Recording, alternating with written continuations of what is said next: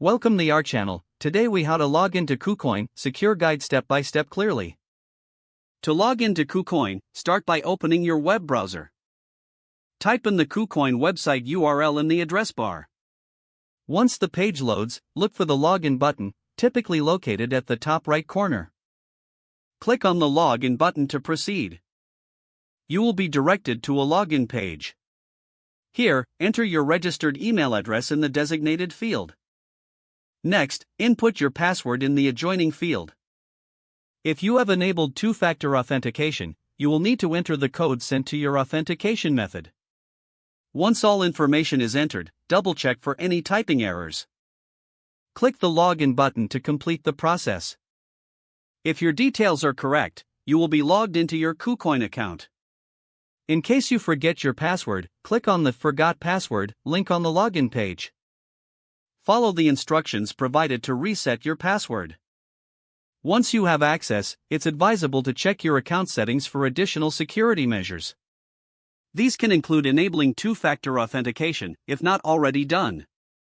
Now you are ready to explore the features available on KuCoin. If the page does not load, refresh the browser or try again in a private or incognito window. Make sure you are using the correct email address, then retype it carefully to avoid small typos. If your password is not accepted, use the reset option and create a new strong password you can remember. Check your spam folder for verification or security emails, then complete any requested confirmation steps. Enable two-factor authentication if available to improve account security and reduce unauthorized access risk. After signing in, review your profile details so your contact information and settings are accurate and current. If you see an error message, note it down and try again after restarting your device and internet connection. Log out when you finish, especially on shared devices, to keep your account and payment information secure. If the page does not load, refresh the browser or try again in a private or Make sure you are using the correct email address, then retype it carefully to avoid small typos.